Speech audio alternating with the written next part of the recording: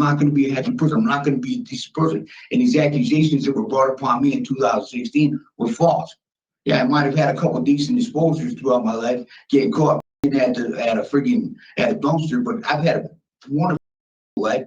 I mean, my whole life's been ruined with Karen. I had 20 years with Karen and 3 beautiful boys. I got a life like that. There's no, when they start talking about like that, I'm not going to be able to handle a group or a program like that. Okay, ladies and gentlemen, let's buckle up for another wacky parole hearing. Now, this one is interesting. It's interesting because he ranks out a high on a static 9-9 risk for reoffending for SA, but I can't quite figure out why. You see, in 2016, he picked up what would have been his big one, a home invasion with the accusation of SA. But the DAs, they just dropped it to burglary second degree, because who cares, right? And he seems to get a short sentence, but since then, year after year after year, he keeps getting arrested over and over and over again. And now here he is back up for a chance of parole after his recent arrest from 2023. Again, it's quite interesting, and I'll unpack with what details we have at the end to try to make sense with this. But just don't drink the water in Connecticut. I think that's the moral of every story from these parole hearings. Hey, good morning. Please state your name and inmate number for the record. My name is Hillary Daniel Combs Jr. 139987. Thank you. This hearing is being conducted in consideration for a parole application for Hillary Combs 139987. He is serving a sentence of 35 months flat for larceny second degree, violation of probation, and burglary second degree. As of today, records reflect the responsibility date of May 2nd of 2024. There's no picture of this case. There's an offender accountability plan for the offender. It has been reviewed and shows the offender has completed the following programs. There's no programs that have been completed to date. Utilizing the statewide collaborative offender risk evaluation system scores, the offender's overall score for consideration falls in a very high range. Also, the offender has a static 99 score of a 5, which is in a moderate high range.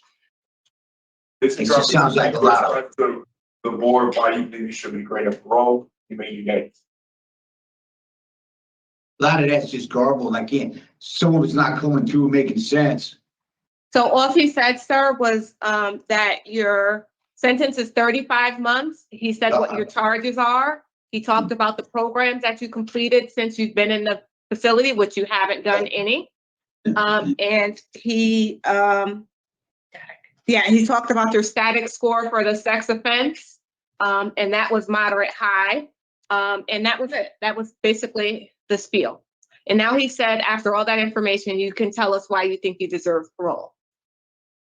I wasn't looking for parole. I know I don't like the fact that I was accused of something that I didn't do. I beat them charges and I'm still being accused of something sexually. I don't have any nature towards that gender. There was nothing honored to me. So, nothing available to me. I didn't plan on doing any programs. I thought I was taking this to the door. When I came in, I know I had a problem arguing about that sexual reference because, in 2016, I was accused of something I didn't do.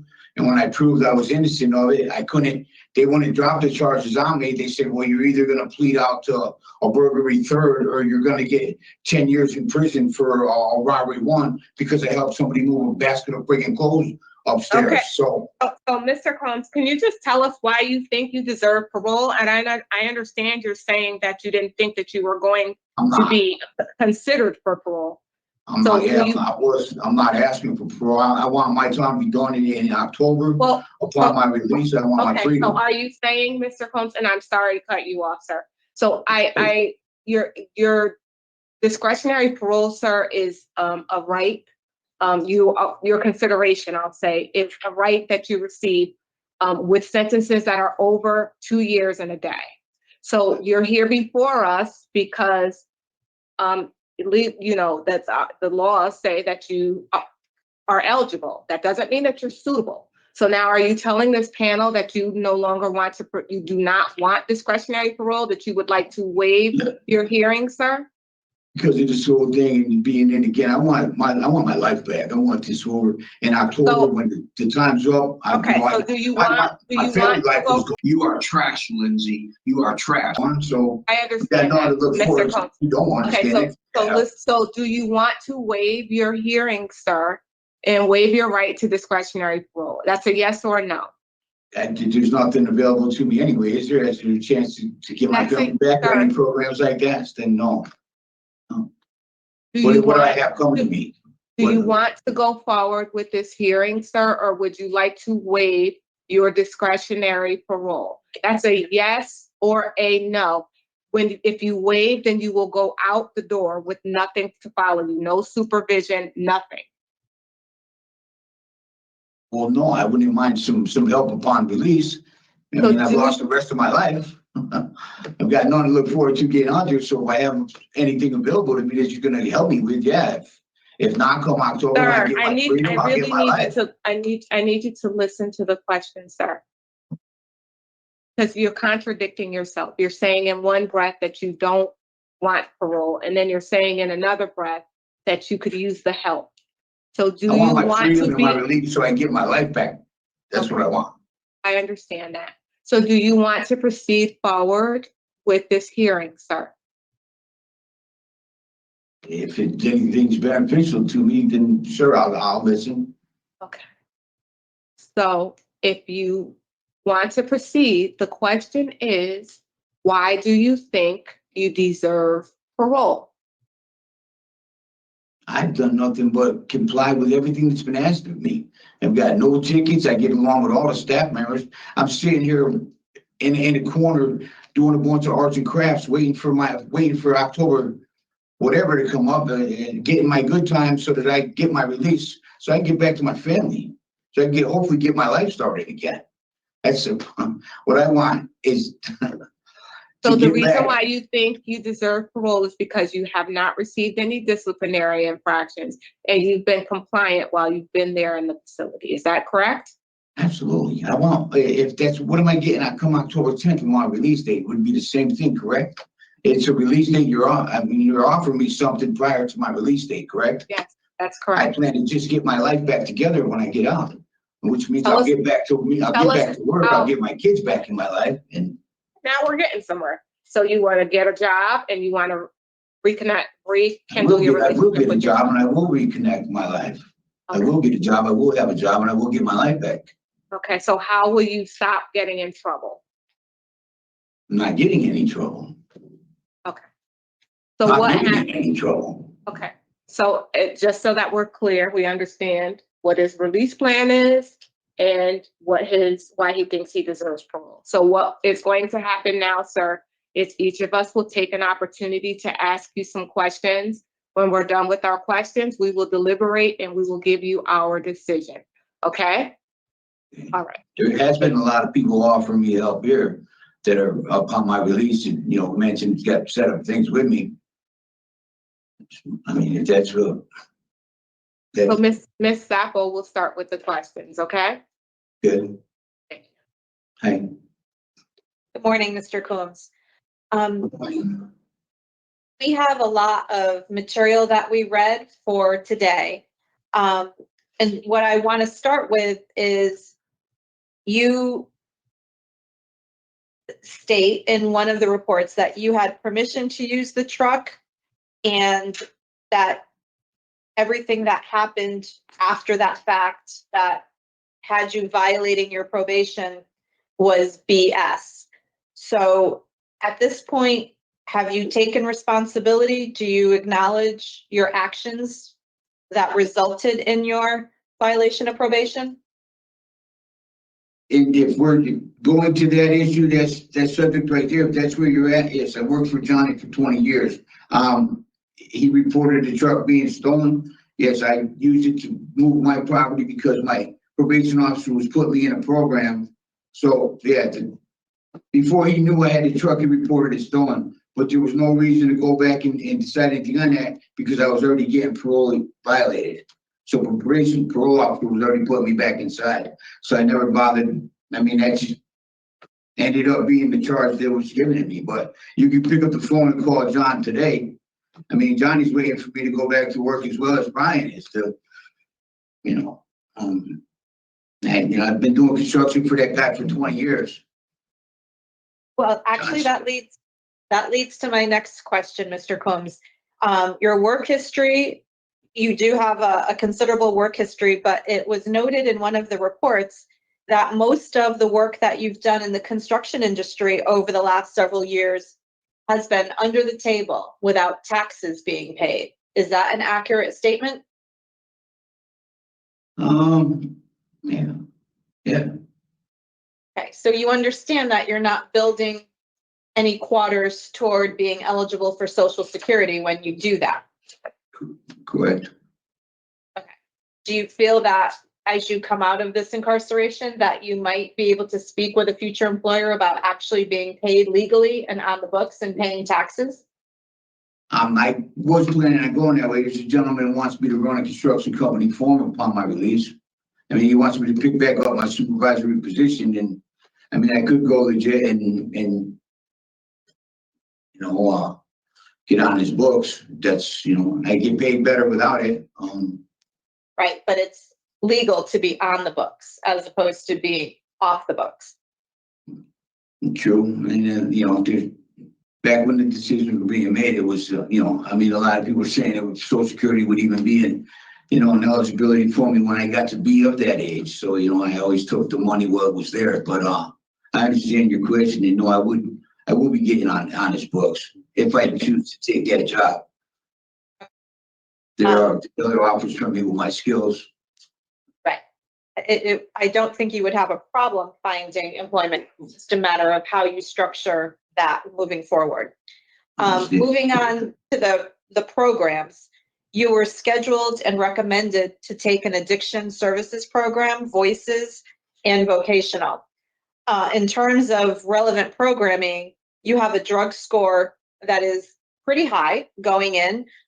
Reported drugs of choice included alcohol, cocaine, heroin, and meth. But you haven't taken any of the tier programs, nor have you taken voices, and you refused a short track program in terms of the sexual offense.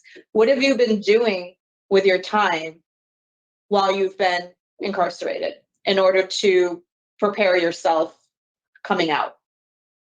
I spend a lot of time in my Bible. I spend a lot of time in recreation, just getting groups together, and we have Bible studies. A lot of the gentlemen come over and talk to me about the Lord. We spend time, and I spend a lot of time on arts and crafts. I build dream catchers. I'm teaching guys how to draw. I'm teaching guys how to work with their hands with arts and crafts. I'm building a little motorcycle made out of, just whatever's afforded to me, and it's not, it's not contraband. And it's the programs that you're referring to. They came at me as soon as they started off with something in the sexual nature, where they're saying that I'm going to sit in a room with guys that have had molestation charges on them and rape charges on them with other people. I can't handle that. I'm not going to be able to deal with people like that. Deny discretionary parole. Let these child molesters and everything go, right? Criminal history. I've got 3 beautiful boys. I come from a family of 9. I'm the youngest of 9. I was played with as a kid. Shit like that don't happen around me. I catch somebody doing something, I'm not going to be a happy person. I'm not going to be a decent person. And these accusations that were brought upon me in 2016 were false. Yeah, I might have had a couple of decent exposures throughout my life, getting caught peeing at a dumpster, but I've had a wonderful sexual life. I mean, my whole life's been ruined with Karen. I had 20 years with Karen and 3 beautiful boys. I got a life like that. When they start talking about shit like that, I'm not going to be able to handle a group or program like that. So I told her, I'm not going to be, you're not going to have me in a program like that where I'm going to benefit anybody or anything's going to benefit me. As far as doing the other programs, I help the guys out that are in around me, help them with their homework and stuff with these other programs. But don't you think with the substance issues that you've experienced in your life that going into a tier program yourself would have given you some extra insights about maybe why? I understand a lot of the drugs and I mean, I watched my father put a 12 gauge under his neck at the age of 5. I've experienced different drugs throughout my life, and it's been periodic and momentarily. I mean, when I was addicted to methamphetamine out in California, that drug took control of my life. I got off it. I stayed off it. When heroin took control of my life, I got off heroin. I stayed off it. When I go to the Lord, I don't go to the AA and any. If you are an alcoholic or were an alcoholic, you are an alcoholic today.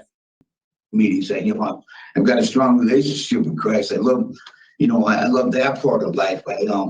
You know, I go to Emmanuel Baptist in Newington, Connecticut. That's my, you know, church of where my kids go here. You know, Karen's done since left me since it's in, you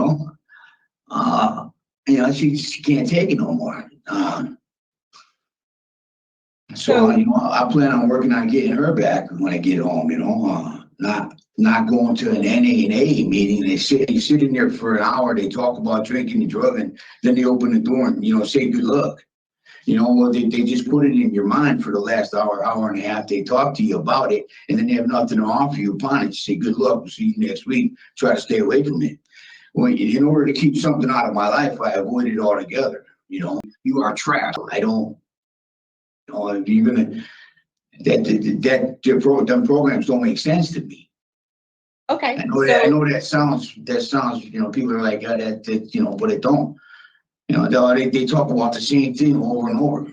You know, they do their best to hold on day to day and not use it. God bless them. Okay, Mr. Combs. So I think what you're saying to me is that in reference to the meth and the heroin issues you had, you were able to yourself quit cold turkey, and you were able to stay off of those drugs in your past without benefit of programming. No, I didn't use it. I had used programming. I had used for California. I had used NA to help me get off of it. When I found myself addicted to something, I did use some programming. That, you know, I went to the rooms at NA, and I have friends still from those rooms. But I ultimately get back to the Lord and my Bible, and then I, you know, get back to myself, and I put other things in my life. You know, I get back to, you know, sports, and, you know, or I keep that out of my life. You know, I can't keep it out of my life and then we'll talk about it.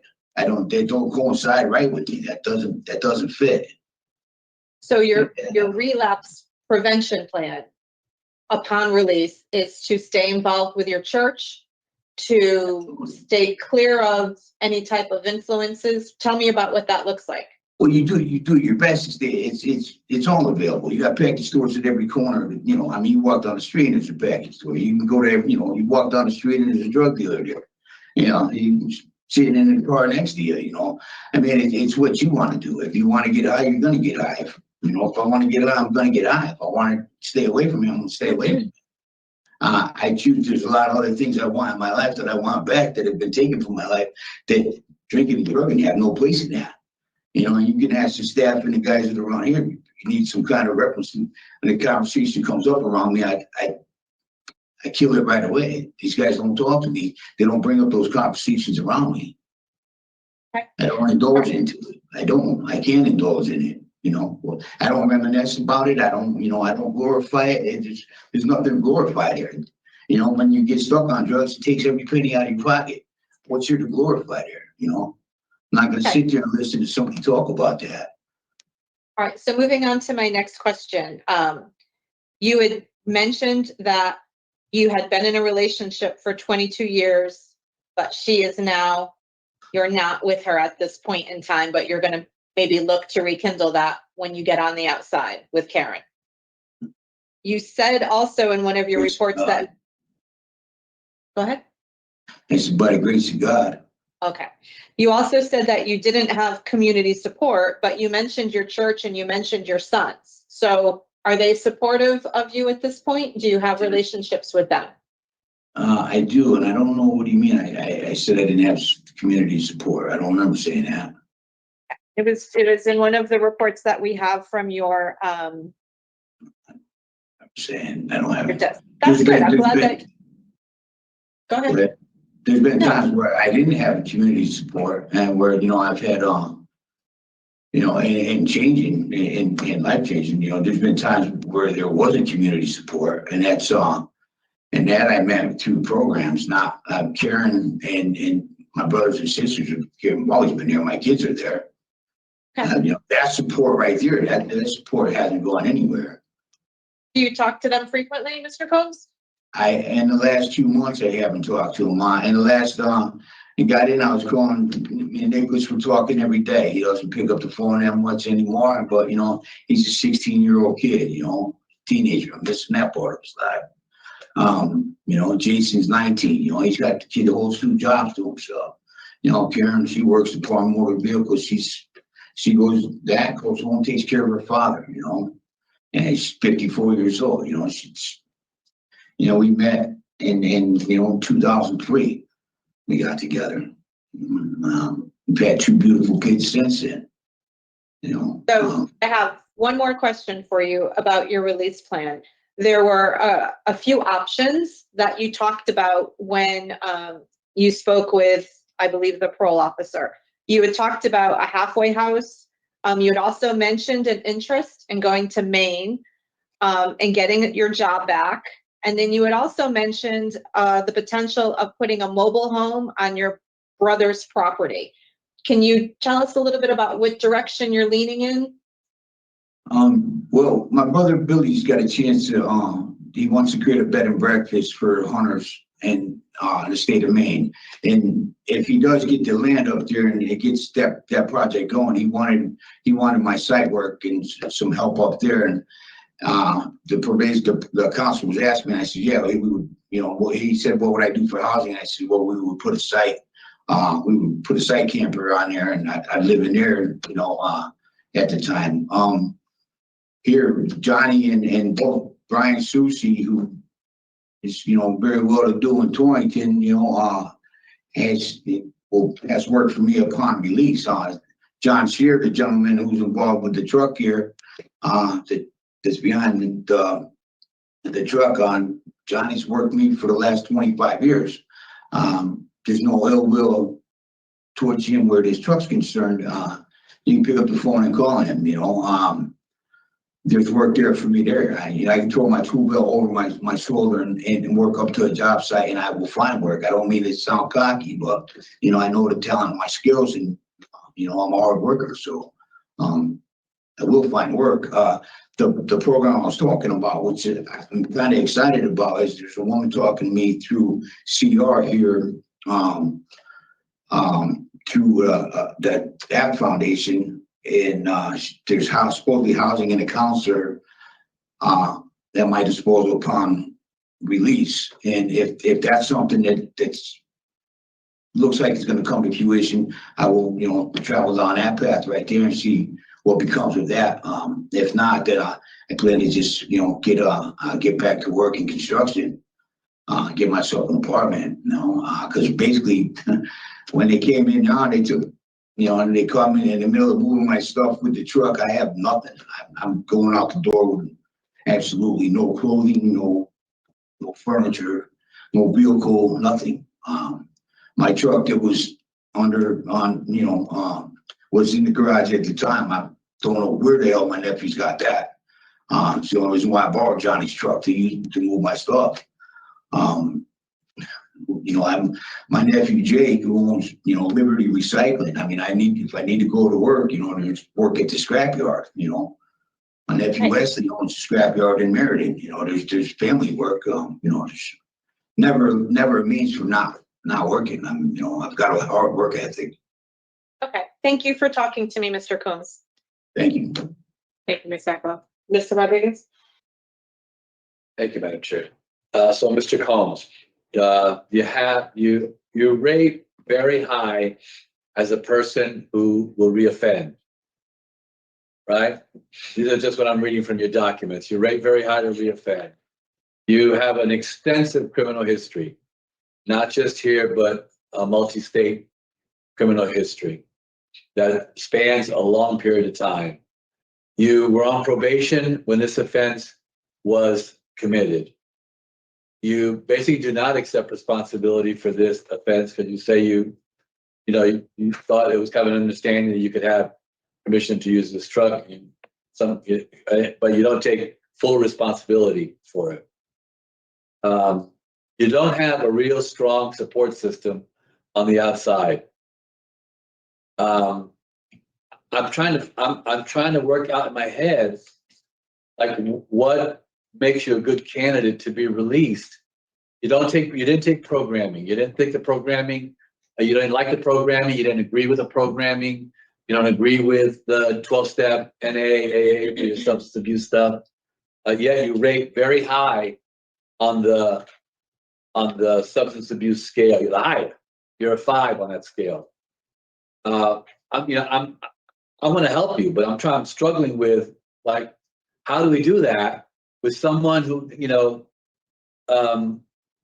only wants to get out because he's tired of being in? And so I'm trying to kind of figure that out. Is there anything else you could share with us? I mean, if there was programming available to you, what program would be helpful for you?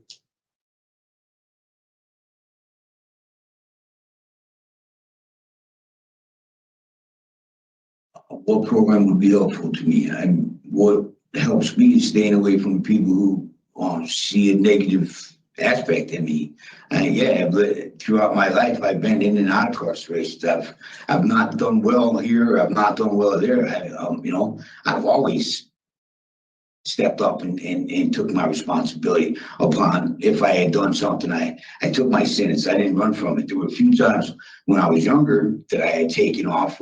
If I had, if I was gotten arrested for something that I didn't want to do the jail time, that was for whatever was going on at the moment.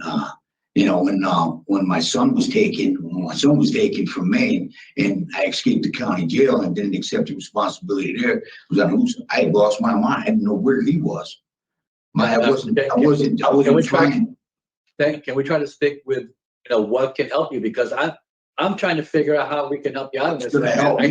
I can't. I'll be honest with you. I can't come up with anything because of all these other areas that I've just outlined for you. And I see where you're coming from. You're looking. Yeah, you got a piece of paper in front of you. You're looking in the past. I'm not looking in the past. Unfortunately, I'm looking at what you shared with us today. Okay. What's going to help me is me.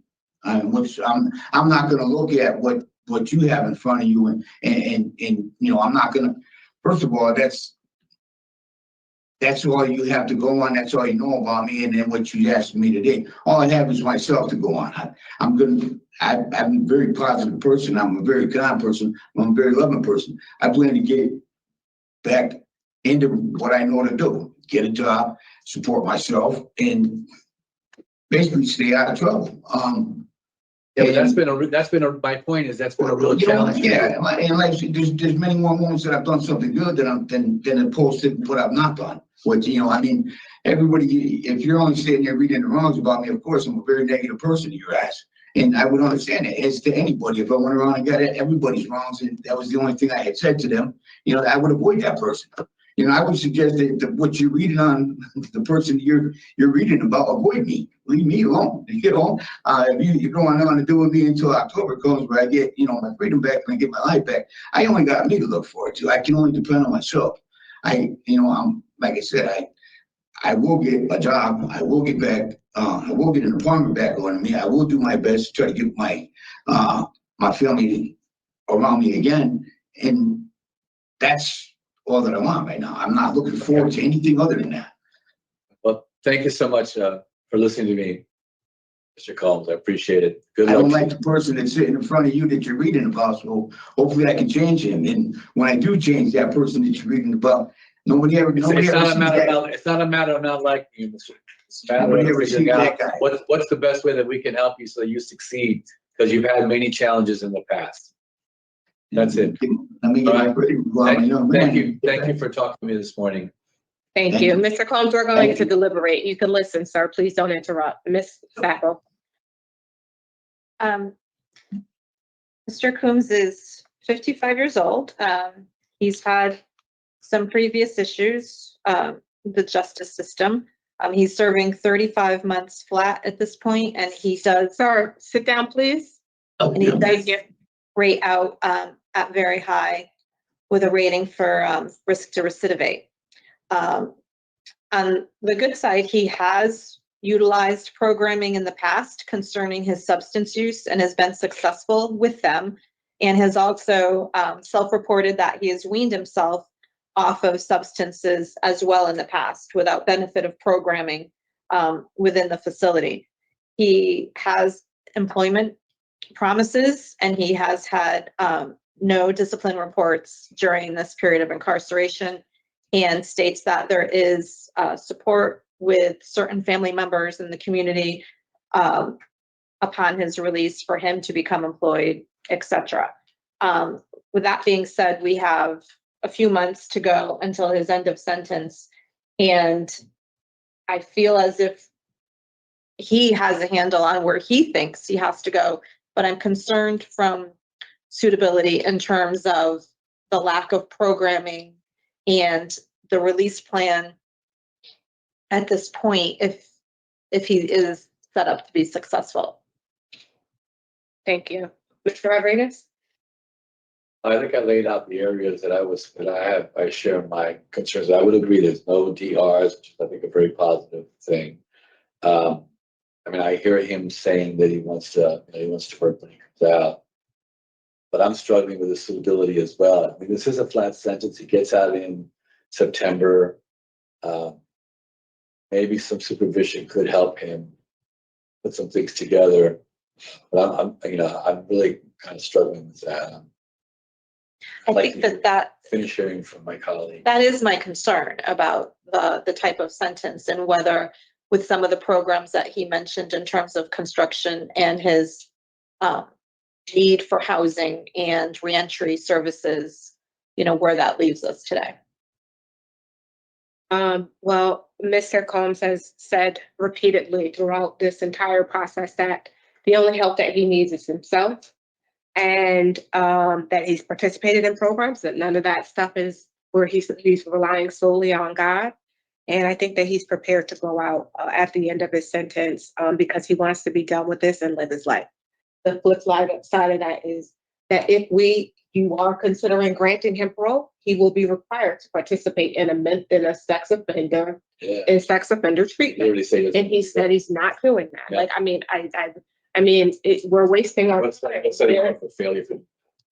I mean, because he's already saying what it is that he is going to do. So I do not support discretionary parole. I had no questions for him because I knew that I was not going to support discretionary parole. So I don't see any evidence of offender change. This offense was committed while he was on probation, and his criminal history is horrendous. It is. So for me, it's a no. For me, it's a no too, but I've listed those areas. So we would be going with inadequate institutional program and evidence of offender change. I just have Criminal history. I have criminal history, and we would have to separate those two. Inadequate evidence of offender change is one, and another one is no programs, lack of program participation. So with regard to Hillary Combs 139-987, I move to deny discretionary parole based on his criminal history, his inadequate program participation, and evidence of offender change. Is there a second? All in favor? Aye. All right, Mr. Combs, you'll receive this in writing, sir. Good luck. No parole for tape. Okay. No parole for tape. So No parole for tape. None. Okay, I think a lot of us knew that no parole for tape was coming, and I just wonder, is it something that will never get old, or am I overdoing it? Let me know in the comments section. I feel like I kind of have to, at least for these kind of hearings, right? When there's just something off about it. It was so funny. She's reading through, who was it that was reading that? Was it Miss Sasu? I think it's Sir Richard for dropping it in. See, also in the spreadsheet, Sir Richard drops in the names of the parole board interviewers. So I could who was it? Oh, I could check. Yeah, Sasu, that's who it was. She's like, the positives is that he self-dweeps himself off of narcotics, and he self-reported that he's done that before. And it's like, wow, when you got to stretch to come up with positives for a parole hearing, it's kind of funny. But look, the system, in my opinion, it's just, I can't quite put my finger. I mean, let me share with you what's in his record. So it starts off with our records from 2016, which was the big one, right? Home invasion, which, like he said, where there was SA, And in the articles that Sir Richard provided, now they're very short, so I'll just tell them to you. But basically, he was accused of home invasion with a co-defendant, SAing the homeowner. The homeowner was taken to the hospital and released. Then, when it's all said and done, all we know is that they dropped it to what he said, which was to burglary of second degree or something, and he gets 5 years, executed, suspended after 17 months probation, 3 years, and that was revoked in 2023. Now, it's it looks like it was revoked a few times actually. Now he, like it said in the article that she knew one of the home invaders. So maybe, for whatever reason, who knows why, we can't give him credit because the DAs, they suck. But the one thing that Connecticut does take seriously is home invasions. There was a home invasion in Connecticut in the late 90s.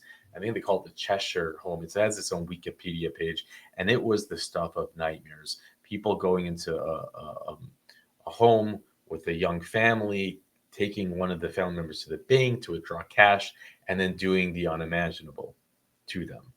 And I mean, this is not even stuff you could put in a movie.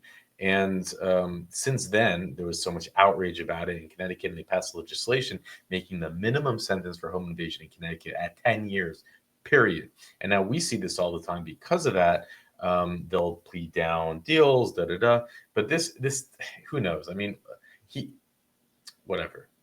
Whether he did what they claim he did, and they just did a plea deal because they're pathetic, or it wasn't as bad as the initial charge. Who really knows?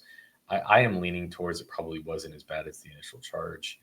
So what we have here, there are. So there's 2013, he has second degree breach of peace. 2015, he has the paraphernalia stuff. 2016, he has that, what we just spoke about.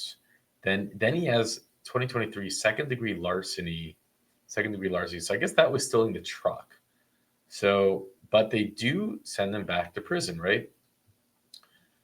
And I don't know, you can't fix, some people are just going to be like this their entire life. I think that's really it. What I do wonder is how he has the high rating 5 for a static 9.9. And, static 9.9 is self-reporting. So we don't see anything in his record that would give him a static 9.9 of 5. And unless he put it in some crazy stuff, like admitted to victims that he doesn't have in his record while filling out the form, I just have no idea how he got a 5. I mean, we have seen these static 9.9s. Like, to get a 5, I mean, I guess I could screen share it with you.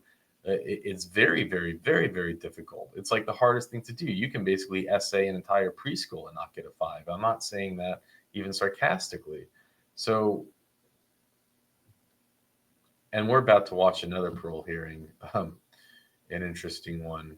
A kid with anyways, you'll see it soon. But this is the 10-point questionnaire that all 50 states in America use. By the way, it was developed by a Canadian and a UK guy who people know very little about, on a study they did in the 90s that no one knows anything about. And now the people that created this static 9.9, they make their living, for the past 20 years, they make their living selling classes, teaching people how to use their static 9.9. So if you don't think that's a giant scheme, then, well, I probably have a lot of bridges to sell you.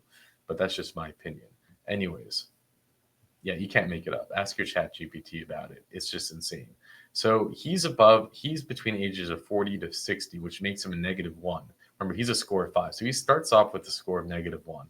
Yes, you're saying, how does that make sense? Why do you become less of a risk when you're older? You don't.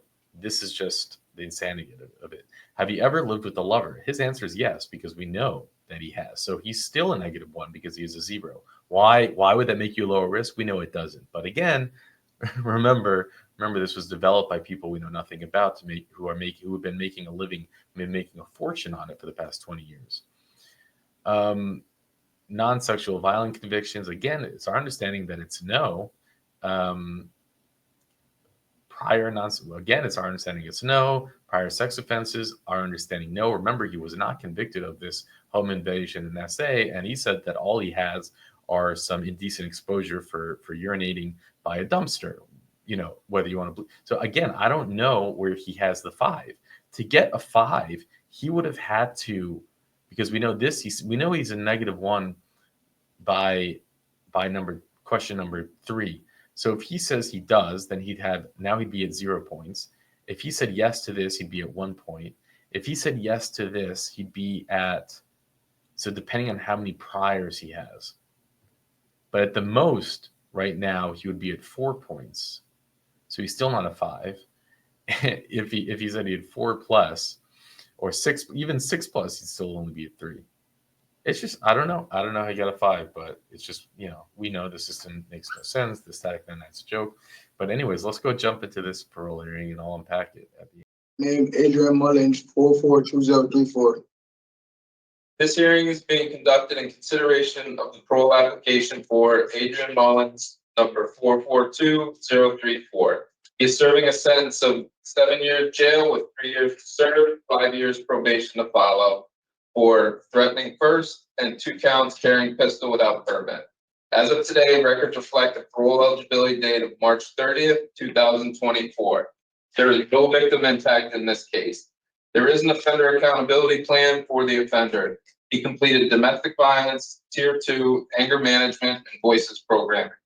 Utilizing the statewide collaborative offender risk evaluation system, the offender's overall score falls within the high range of risk to recidivism. Mr. Mullins, this is your opportunity to express to the board why you believe you should be granted parole. I believe I should be granted parole because I came in here, did everything I needed to do, graduated high school, and I got kids home that I didn't meet yet, and they need their dad. That's it? I'm gonna do better in the world and stuff like that. I ain't gonna fall into the same footsteps that let me in here. Did you know where you were coming today? Did you know you were coming for a parole hearing? Not really. It's not a good look for somebody who's trying to impress a parole board. When did you find out? Like 2 days ago. Did you think about maybe preparing a statement to read? Okay, you're a young guy, so I'm just trying to help you out here. In the future, this is a very important event in your life, right? Yeah. Maybe write a few things down so that you can give a proper statement and express some remorse for the things that you've done. You are trash, Lindsay. You are trash. You understand what I'm saying? We're going to ask you some questions, okay? When we're done, we're going to deliberate and give you our decision. We'll begin with my colleague, Mr. Pohl. Thank you, Madam Chair. Good morning, Mr. Mullins. Morning. So we're here today, assault third, threatening first, 2 counts of carrying a pistol without a permit. That's the guns are very concerning. And the domestic piece here is very concerning. You took the program domestic violence. You received a good, not an excellent, but a good rating in that program.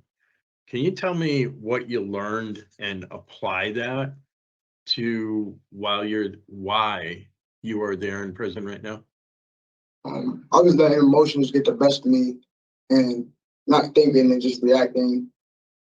And that's a very, domestic violence, it's very fun because it causes physical pain and internal pain into the person who's doing it too. Okay, so you just told me what kind of pain you could cause. And you said that your emotions got the best of you, but what did you learn about how to take care of that? What are the alternatives?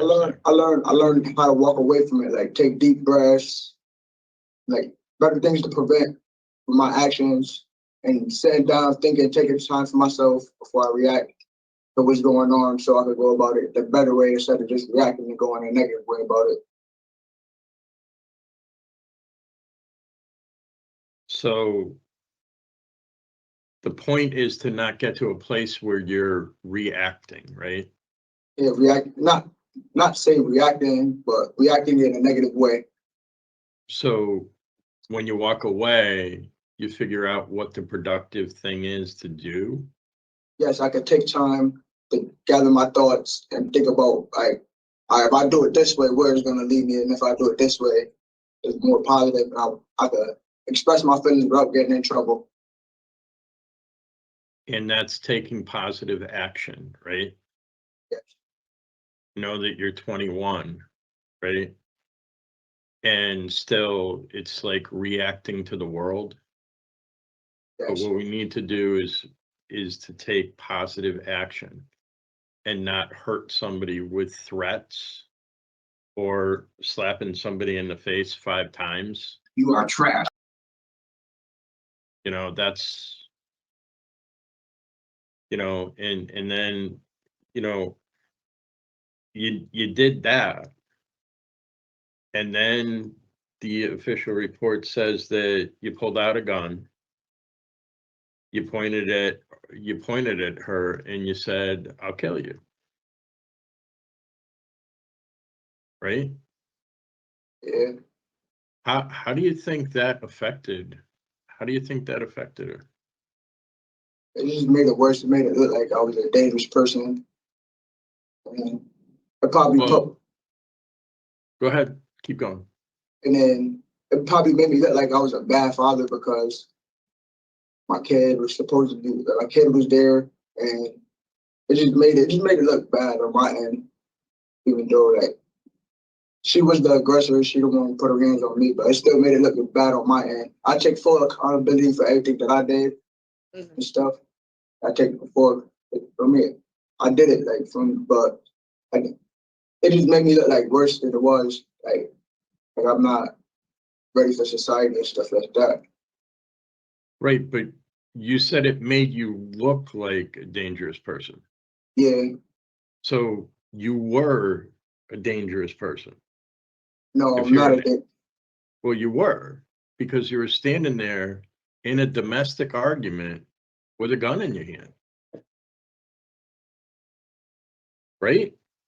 Yeah. I mean, that's being a dangerous person.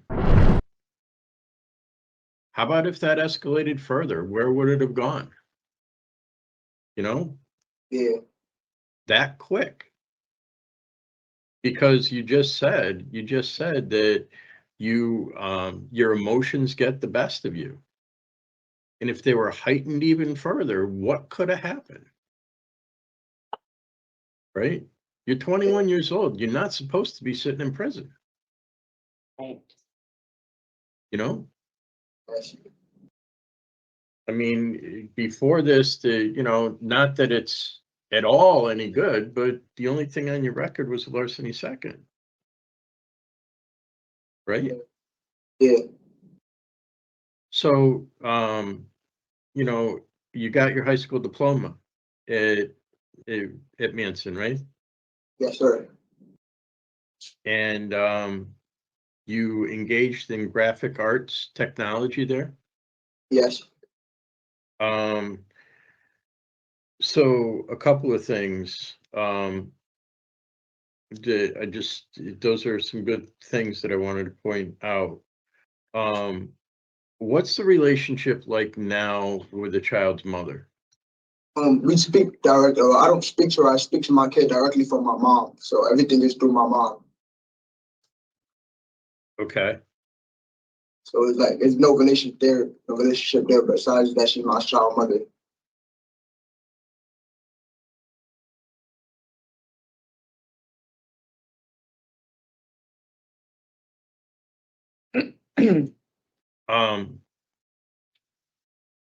And is that going okay? Yes. One of the things that I'm concerned about is that when you had the interview with the parole officer, it says that the takeaway was that you didn't really have remorse. I have a lot of remorse. What does that look like? I just don't, like, sometimes I don't really like show my emotions, but I had a lot of remorse because I let down my kids. I had a daughter I missed her first birthday. I missed her being born. So I have remorse because I have remorse for my baby moms because she out there now. She out there taking care of my son by herself. And then my other baby mom, like I wasn't there for her when she really needed me and when my first steps in my daughter's life. I have a lot of remorse.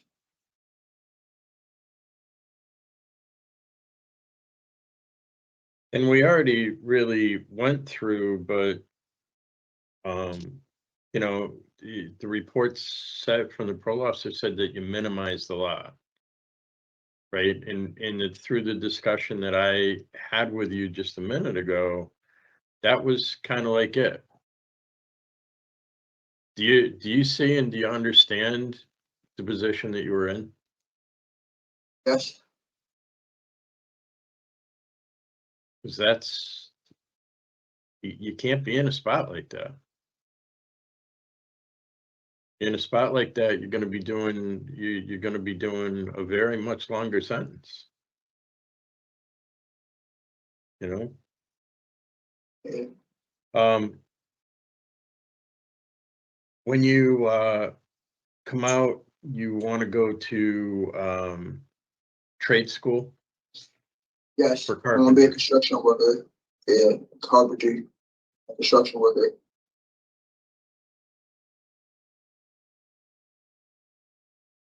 And have you set up any plans to do that?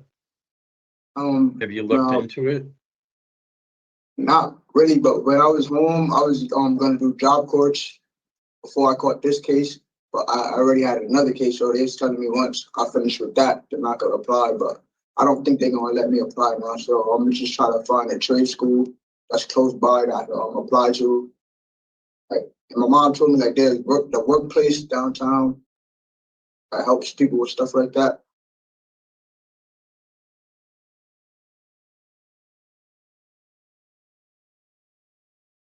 And so the graphic arts, the vocational stuff that you did while you were in, that didn't that wasn't something that you really took to? Like It taught me like how to work on computers and stuff, but I'm not really a technology type of guy. Okay. I'm a hands-on, so but I did that to keep busy and stay out of trouble. Okay.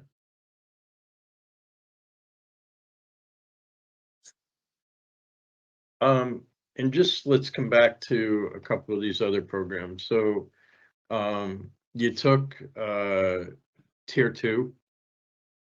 Yeah. What did it teach you about your substance use and how it affects you and others in the community? It makes the community like dangerous. Basically, me using substance, basically I'm not at my full potential. So it's bringing me down, and I'm not really thinking. I'm just under the influence, so I'm not really thinking for myself. Like the drugs is taking control. So what were you using when you were out there? I smoke weed. And how did that go with being motivated to do things? It made me lazy, brought me down. Like I was drowsy a little bit. I wasn't as focused as I should have been. I was spending more money on the weed than saving.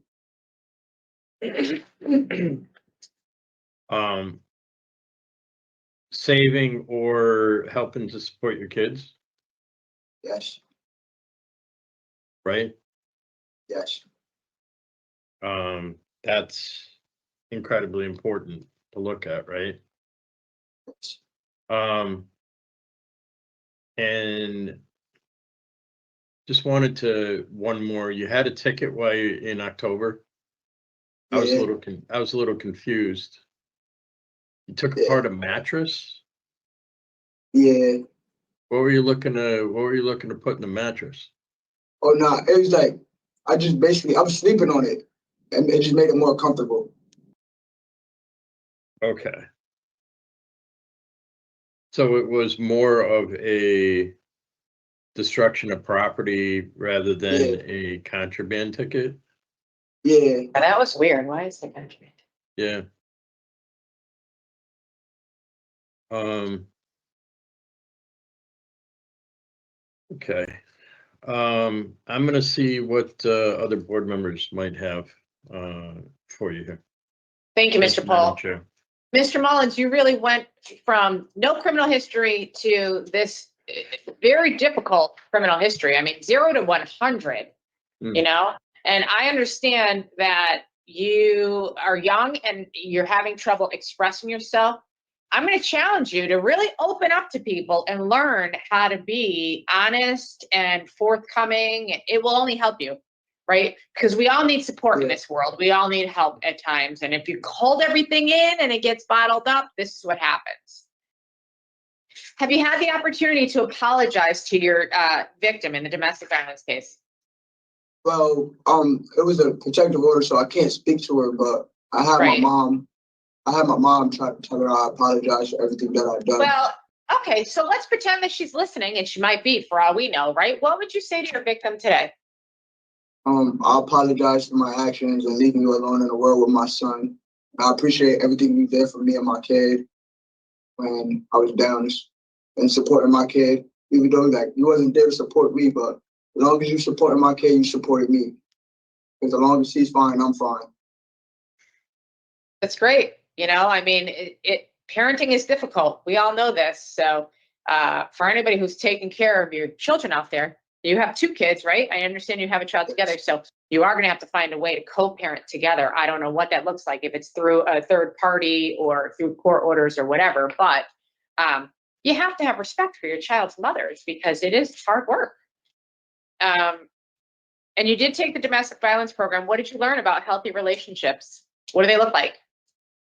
That communication, talking before things escalated to a bigger perspective. Like, don't let the little things go over and unsaid, because then it just carry baggage for it. Then you just let it build and build and build. Then when you explode, it's bad.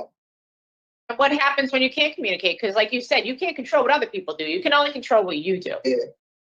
You just gotta try, and if it don't work, then you just, you gotta walk away and be the bigger person. Exactly. Right. Sometimes it's okay to just leave a bad situation. You're way too young to be incarcerated. You know, at 21 years old, you should be in trade school. You said it yourself. Congratulations on your GED. That's a huge accomplishment. And I will recognize that you've stayed out of trouble for most of your incarceration, other than the whole matches thing. We know that's hard to do, especially in MYI, where there's a bunch of young kids who are looking to fight. So that's an accomplishment in and of itself. You're going to go live with your grandmother in Bridgeport? Yes. So listen, grandma doesn't need your problems, right? Yes. She needs you to do well, do good. There are, while you're on parole, and I don't know about in every area, but there are programs where you receive on-the-job training doing carpentry and construction. They'll pay you to go to work and teach you how to do these things. You know, it's not going to cost you anything. So look into those programs while you're on parole. If you really want to get into carpentry and construction, you can get certifications through different programs. Okay. And you said it yourself, if the marijuana is going to make you lazy, then don't do it. It's that simple. You need all your brain cells to be a good dad and to be successful in the community. And I don't want people working on my house while they're high. So, you know, that should be a given. Yeah. Right. All right. Mr. Rodriguez? Yeah, thank you, Madam Chair. Yeah, Mr. Mullins, there's some real positive things that you have going on. You're taking some good programming, something that should be able to give you some foundation when you go, on the outside. But man, these charges are, we just had another situation just now about, gun charges. It's rampant and it's scary. And the public is very concerned about what's going out there with guns. What's going to prevent you from another gun when you go out? Is you say you need it for protection. All my past, I left it in the past. Like, I'm just trying to stay home with my kids. Like, my kids is my motivation because I appreciate that. Like this. I appreciate that, but you said early on that you had the gun for protection. Protection from what? I was young and dumb. I just went, there was a lot of things going on in the neighborhood I was living in. I was just young and dumb. To be honest, now I'm more mature, and there's other ways to go about things that I see now. Yeah, because that's the other way that we get all these killings. And Pamela Poole was right. That situation that happened when you pulling that gun out, you don't know what could have happened if it had a soft trigger, could have shot accidentally, and you could have killed somebody right in the middle of in public. One more thing, like it takes a man to sit there and walk away. Anybody can pull the trigger. Yeah. And it's time for you to man up. Yeah. Yeah, it is. I don't have any questions, Madam Chair. Okay. Thank you. We're going to talk about your case briefly and we'll give you our decision, okay? Mr. Paul. Thank you, Madam Chair. So when it comes to Mr. Mullins, he's done well with programming. He really has. He's taken all of the appropriate programming, tier 2 anger management, where he received excellent evaluations. He's taken voices and understands through questioning the impact that he had. And he has taken other programming as well. He has been in MYI, and as you said, it's hard to not get disciplinary reports there, but Mr.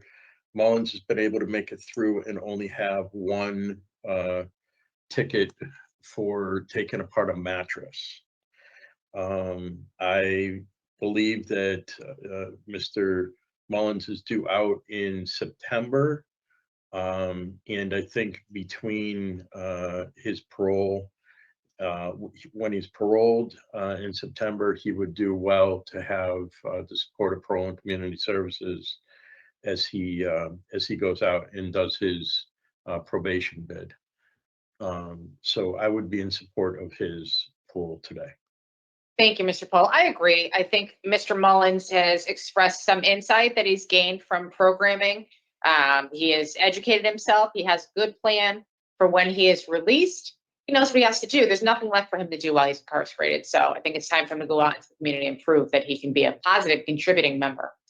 My vote would be to grant as well. Mr. Rodriguez? Yeah, thank you, Madam Chair. My vote would be to grant as well. I mean, he's taken good programming, and recently, these are not programs, he's taken them recently. It should still be kind of on his mind, so he can utilize the skills that he learned on the outside. I'm going to be supportive of discretionary parole today. And, just make sure that you use a person that you're going to be dealing with as support for yourself, so you don't get in any kind of situations. But other than that, Thank you. Okay, so we have a victim without the parole officer's permission because there's a child involved and domestic violence. Anything further? That's it.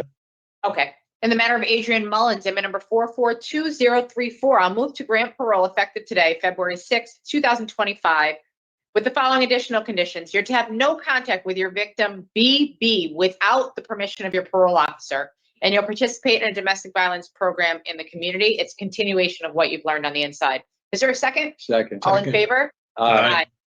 All right, Mr. Mullins, be patient. Someone will reach out to you soon, okay? We wish you the best. Keep Good working on luck. yourself. Good luck. Thank you. This concludes the hearing for Adrian Mullins, number 44203. Kristen, let us know when we're off the live, please. Look, man, I gotta tell you, I mean, it's just scary. Listening to him, he was blaming her. That's what I heard. I heard him blaming her for why he pulled a gun out on her. And that's just nuts. It's just nuts. It's like how pulling a gun out and pointing it at someone. And it's like, well, I don't know. I can't remember exactly what he said. Did I write it down? It was like, just like, it was her fault. And oh, I'm just left speechless. And this wasn't his first time with like weapons charges. So let's go through this. He has, thank you, Sir Richard. Possession with intent to sell in 2015. I don't know how old he was when he caught that one. That's pretty crazy. Is that? I mean, what is it? Yeah, okay, so he was old enough. Let's see. Sentenced 3 years jail, but suspended. Arrested 6/12/2016, illegal possession of a weapon. But that was suspended. Also interference with an officer. 5/21/2017, criminal possession of a weapon. Again, another firearm possession. That's 3 firearm possessions. Then arrested 1/4/24/2021, disorderly conduct and risk of injury to a child. Arrested 3/22/2021, criminal possession of a revolver. Another one. That's 4. That's 4 possessions of a weapon in a 5-year period, and 2 of them come just months back to back. 2/21/2023, violation of a protective order. They don't even talk about that. Tampering with physical evidence, possession and intent to distribute. Then 3/9/2023. So this was a little bit before the 3/22/2023. It says weapon. He has a weapon in a correction institution. So he has a new felony while locked up for having a weapon.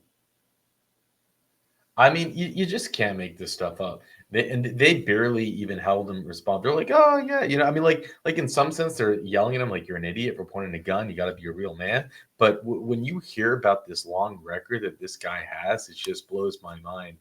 That it's like, okay, sure, I'm sure we'll be out easy, no problem.